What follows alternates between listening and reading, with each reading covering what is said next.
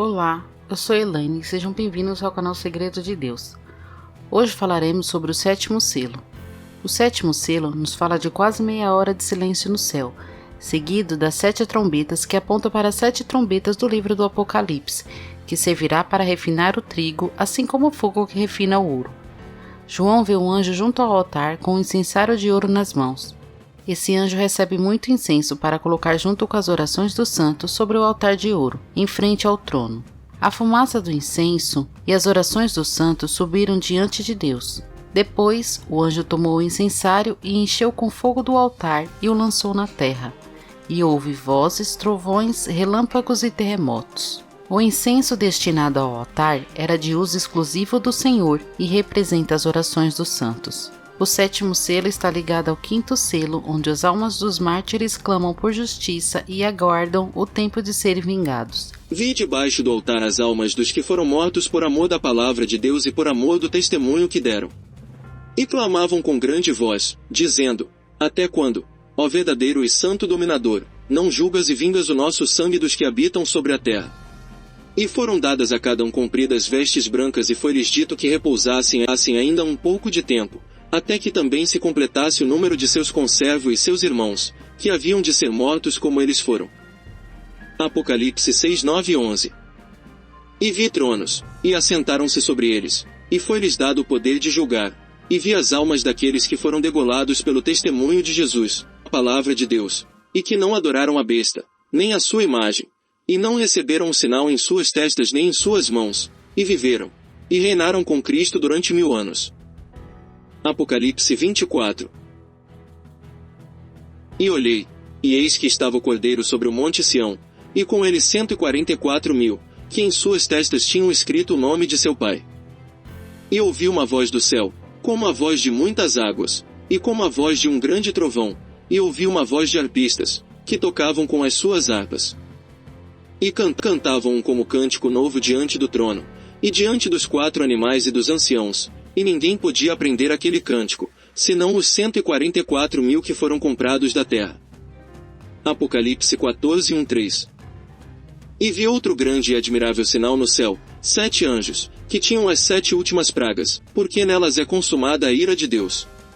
E vi um como mar de vidro misturado com fogo, e também os que saíram vitoriosos da besta, e da sua imagem, e do seu sinal, e do número do seu nome, que estavam junto ao mar de vidro, e tinham as harpas de Deus. E cantavam o cântico de Moisés, servo de Deus, e o cântico do Cordeiro, dizendo: Grandes e maravilhosas são as tuas obras, Senhor Deus Todo-Poderoso. Justos e verdadeiros são os teus caminhos, ó Rei dos Santos. Quem te não temerá, ó Senhor, e não magnificará o teu nome? Porque só tu és santo, por isso todas as nações virão, e se prostrarão diante de ti, porque os teus juízos são manifestos. Apocalipse 15, 1, 4. Então, todo o sangue do justo derramado na terra será vingado pelo Senhor, tendo seu início na grande tribulação e finalizando no derramamento das taças da ira de Deus. E todo aquele que vencer reinará com Cristo eternamente. O incenso era queimado com as brasas do altar de bronze, onde eram oferecidos os holocaustos, apontando para o sacrifício de Jesus, que fez a expiação por nós através de seu sangue. Durante o sacrifício de expiação, que era feito uma vez ao ano, o sacerdote tomava o incensário cheio de brasas do fogo do altar e seus punhos cheios de incenso aromático e entrava no Santo dos Santos, além do véu, e colocava o incenso sobre o fogo. A nuvem do incenso cobria todo o propiciatório e era aspergido o sangue do novilho 7 vezes. O altar do incenso era feito de madeira de acácia e revestido de ouro, com as medidas de 1 côvado de comprimento, 1 de largura e 2 de altura. Era todo ornamentado e tudo revestido de fino ouro. O anjo pega o incensário e enche de fogo do altar e lança na terra. As brasas vivas do altar limpa a iniquidade e o fogo purifica e refina o ouro, onde a terra queimará com o fogo do Espírito Santo explodindo em um grande avivamento. O que nos leva para a festa do Pentecostes. Nesse dia, o povo deveria se apresentar ao Senhor com ofertas e holocaustos. Aponta também para a descida de Deus no Monte Sinai, onde Deus selou a aliança com Israel. A oferta do movimento oferecida nesse dia eram 2 pães feitos com a flor de farinha de trigo, apontando para os cristãos, representado pelo trigo, que serão amadurecidos durante a grande tribulação, e para Israel, que irão reconhecer que Jesus é o Filho de Deus quando ele pisar nos Montes das Oliveiras. Também apontam para as duas testemunhas do livro de Apocalipse, os ungidos do Senhor. Então houve vozes, trovões, relâmpagos e terremotos, marcando o fim do princípio das dores e dando início à grande tribulação, onde a primícia da noiva, a cevada, será revelada a todos os convidados, o trigo, que serão refinados nesse tempo, mas receberão uma pequena ajuda da noiva, primícias. Na série Bodas do Cordeiro, vimos cada um dos grupos. Vejo levantar uma superigreja mundial, que será formada por um concílio composto de uma união entre protestantes ecumênicos liberais e a Igreja Católica Romana, unificando-os politicamente para criar uma força religiosa, a mais poderosa de toda a terra. Esta superigreja utilizará o nome de Jesus Cristo livremente, porém na realidade será anticristã e política em muitas das suas atividades. Terá ministérios sociais e filantrópicos. Seus líderes falarão que estão suprindo as necessidades da humanidade. Mas, de repente, haverá uma cadeia de acontecimentos misteriosos. Precisamente no tempo quando se começa a acreditar que o movimento ecumênico chegou ao fim, aparecerá esta cadeia de acontecimentos como um meio para esta união. Roma insistirá em receber privilégios da parte dos líderes protestantes ecumênicos. O Papa se considerará como um líder político em vez de um líder espiritual nesta união de igrejas. Vejo um exército de profissionais invadindo os postos influentes nesta superigreja. Serão gente ímpia, povo do anticristo, obcecados com a ideia de que esta superigreja chegará a ser uma grande força política apta para enfrentar quem se oponha à sua ação. Vejo que esta superigreja dará as boas-vindas aos homossexuais, porém não se contentarão apenas em dar-lhes as boas-vindas, mas ainda os animarão a continuarem as suas práticas. Homossexuais serão ordenados ministros e investidos de autoridade. Será anunciado que são uma nova raça de pioneiros evangelistas, introduzindo novos conceitos de amor e evangelismo. A literatura da igreja, da escola dominical distribuída a seus filhos, conterá ensinamentos que indiquem a homossexualidade como algo normal e aceitável, como prática na vida cristã. Em alguma dessas igrejas haverá algumas pessoas que dançarão despidas. Os homens se tornarão adoradores da criatura em vez de adoradores do Criador. Deus entregará estes adoradores ao seu próprio pecado. Como resultado, terão mentes condenadas, provocando uma nova espécie de enfermidade mental que não responderá a nenhum tipo de tratamento. Outra coisa será a prática do ocultismo dentro da igreja. Creio que esta superigreja mundial aceitará certo tipo de práticas ocultas. Em algumas das igrejas mais conhecidas da América, reuniões do tipo espiritista tomarão o lugar das reuniões de oração. Em alguns lugares, isso já está acontecendo. Muitos ministros ficarão impressionados com as pretensões sobrenaturais dos grupos espiritistas e satânicos. Vejo aproximar-se o dia em que muitos ministros que nunca estiveram perto de Jesus estarão então muitos junto do diabo. E Satanás se apresentará como anjo de luz para enganar, se possível, até os escolhidos. Logo vejo que se levanta outra superigreja, uma igreja invisível e sobrenatural, a união dos verdadeiros seguidores de Jesus Cristo que prosseguem com a vida espiritual, unidos por meio do Espírito Santo e sua confiança mútua em Jesus Cristo e sua palavra. Esta igreja sobrenatural dos verdadeiros crentes será um tipo da igreja que viverá clandestina, será composta de cristãos de todas as denominações, jovens e velhos, brancos e negros de todas as nações. E enquanto a superigreja falsa aumenta em potência política, o corpo invisível de Cristo crescerá em poder de uma forma tremenda. Será um poder espiritual. Esse poder virá como resultado da perseguição. A perseguição que está por vir à terra provavelmente trará a maior união entre Jesus Cristo e seu povo. Vejo agora a perseguição à pregação do Evangelho feita através dos meios de divulgação. Atualmente há muita liberdade. Jamais as portas estiveram tão abertas para falar de Cristo, curar os enfermos, pregar o Evangelho. Porém, cuidado, porque a perseguição já começou. Já se escuta no ar uma nota de mudança. Os programas cristãos serão o alvo do ataque das forças satânicas que estão determinadas a remover tudo isso do ar. As portas que se encontram tão abertas vão ser fechadas lentamente. Os ministros que trabalham, continue trabalhando. Digo pelo Espírito Santo, trabalhe enquanto é dia, porque a noite vem quando ninguém pode trabalhar.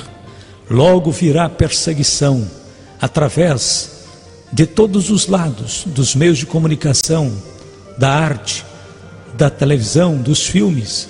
Observe como Hollywood se apressará a atacar com seus filmes a verdadeira religião. Os ministros e evangelistas serão considerados charlatões.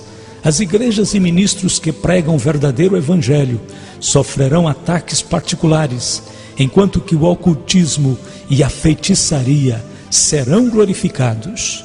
Logo vem a perseguição através da ridicularização, nas comédias, pela televisão. Os programadores transformarão tudo em blasfêmia, e milhares de incrédulos sentar-se-ão diante de seus televisores, escarnecendo dos temas que antes consideravam sagrados. Por toda parte se verão coisas que desagradam a Cristo, que profanam o seu sangue e que vão glorificar ao próprio diabo. Logo virá a perseguição por meio dos impostos sobre as igrejas. Sim, virá o tempo em que as igrejas ou qualquer organização com elas relacionadas terão que pagar impostos. Vejo isto chegando com algo insignificante, um pequeno imposto, porém logo será um monstro que levará algumas igrejas independentes e sociedades missionárias à bancarrota. A educação cristã será minada. As escolas e universidades cristãs não escaparão a esta hora de perseguição. Haverá repetidos ataques políticos e problemas agudos de finanças. O corpo estudantil estará de uma maneira inexplicável inquieto. De maneira muito marcante, faltarão com respeito aos seus líderes. A faculdade estará infiltrada por professores que serão armas nas mãos de Satanás para minar os fundamentos da fé. Satanás tentará arrancar a direção dessas escolas e instituições das mãos dos verdadeiros homens de Deus e colocá-las nas mãos de liberais que os levarão ao agnosticismo. Os líderes das instituições educacionais cristãs devem preparar-se para tempos difíceis, tanto monetária como espiritualmente. Vem o tempo quando não será popular pertencer a Jesus Cristo. A perseguição vem para separar as ovelhas dos bodes. Os que estão só buscando emoção regressarão às suas drogas, outros a praticar o ocultismo. Esta juventude de adoradores de Satanás está começando a criar clubes de ódio a Cristo. Atualmente já existem alguns. Tu que fazes parte da revolução de Jesus Cristo, prepara-te para a perseguição que enfrentarás através dos clubes que odeiam a Cristo e que se encontram em tuas escolas. Em muitos lugares, esta juventude que segue proclamando a Jesus Cristo será apedrejada por outros de sua mesma idade. Esta revolução contra Jesus será dirigida pessoalmente pelo diabo e por aqueles que estão entregues a adorá-lo. Contra os seguidores de Jesus aumentarão e se estenderão a um grau tal que a juventude cristã se endurecerá como aço e prosseguirá testificando, ou desmoronará e negará sua fé. Vejo que virá um despertamento espiritual por detrás da cortina de ferro e bambu. Enquanto os países livres experimentarão uma onda de perseguições, os países da cortina de ferro experimentarão um curto período de avivamento espiritual. o Espírito de Deus romperá as barreiras e buscará encontrar os corações famintos na Rússia, China e Europa Oriental. Deus prometeu derramar seu Espírito sobre toda a carne, não excluiu estas nações. O derramamento do Espírito Santo que existe agora na Finlândia está destinado a estender-se até a parte norte da Rússia. Enquanto as portas começam a fechar-se deste lado de cá, do outro lado se abrirão. Depois de um curto período de liberdade e avivamento espiritual, repentinamente se cerrarão as portas e essas nações serão lançadas sob horrível perseguição. Os cristãos japoneses e coreanos serão usados por Deus para alcançar milhões de vidas na China. O derramamento do Espírito Santo na Alemanha Ocidental alcançará a Alemanha Oriental. Finalmente, e o mais importante de tudo, porque atinge a todo pastor e a todo cristão, haverá uma guerra de difamação, de maledicências. Sei que Satanás declarou guerra contra todo ministro de Jesus Cristo. Ele utilizará todos os meios para fazer naufragar todo homem de Deus que esteja determinado a permanecer fiel em suas convicções. Aqueles ministros que acreditavam não ter nenhum inimigo ficarão espantados ao descobrirem que pessoas estão falando mal deles. Os pastores das igrejas, em particular, enfrentarão murmurações maliciosas. As esposas dos ministros, de igual modo, enfrentarão difamação maliciosas. Mentiras e falsos testemunhos serão proclamados em lugares vários e virão diretamente do inferno. Legião de espíritos mentirosos estarão soltos no mundo com o propósito único de acusar os cristãos. Esta guerra de maledicências não estará dirigida somente contra os ministros, mas também contra todo o crente cheio do Espírito Santo. Até a juventude conhecerá o que é enfrentar mexericos e intrigas. Agora vem minha última palavra da parte do Senhor. Tenho sido um pregador positivo. Não costumo pregar sobre o juízo.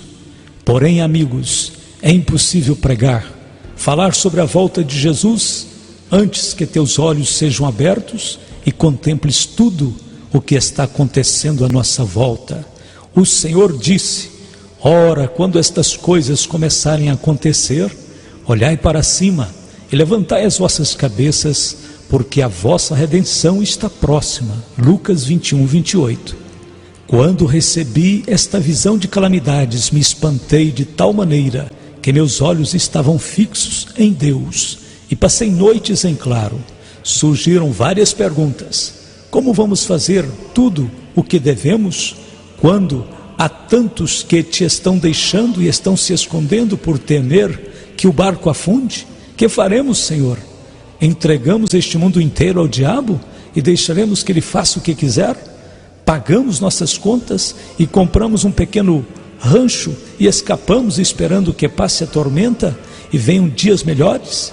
Simplesmente nos damos por vencidos? Amados, é necessário que saibais que o Espírito Santo me disse apenas 7 palavras, porém tão poderosas que despertaram em mim uma gloriosa esperança e tanta fé que acordei gritando. Estas palavras estão queimando em meu coração. São elas: Deus tem tudo debaixo de seu controle. Deus tem tudo debaixo de seu controle. Ele tem a natureza debaixo de seu controle.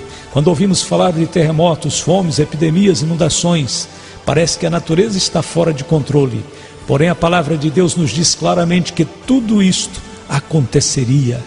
O Filho de Deus tem tudo sob o seu controle, porque dias virão, diz o Espírito Santo, não temas a fúria da natureza. Deus também é rei das inundações, e tu contemplarás as inundações, e os terremotos, e as tormentas, e dirás: é meu Deus que está falando. Deus está falando, está advertindo, está dizendo: prepara-te. Até o diabo está debaixo de seu controle. O poder do diabo é limitado, e todo cristão pode fazê-lo fugir, por meio da palavra e por meio do sangue de Cristo. Está escrito: resisti ao diabo e ele fugirá de vós. Tu e eu Tudo que nos rodeia, tudo está debaixo de seu controle. Não importa como se encontrem as coisas neste mundo, pois todas estão operando para o bem daqueles que amam a Deus. O futuro está debaixo de seu controle. Deus sabe exatamente em que momento Jesus Cristo regressará. Agora podes dizer em teu coração: Deus tem tudo debaixo de seu controle. Terminou a minha visão. Muitos querem continuar sentados diante de uma televisão, ir a alguns cultos e aplaudir e cantar sobre as coisas de Deus. Porém, amados, é tempo de reconhecer que o fim está à porta. Esta é a hora sobre a qual tens ouvido pregar. Muitos estão acomodados, não sabendo nem o que está se passando. Amados, Jesus está voltando. Jesus Cristo vem e está pondo a sua casa em ordem. Assim tem dito o Senhor. Chegamos ao final de mais uma série. Obrigada por me acompanhar até aqui e nos vemos no próximo vídeo.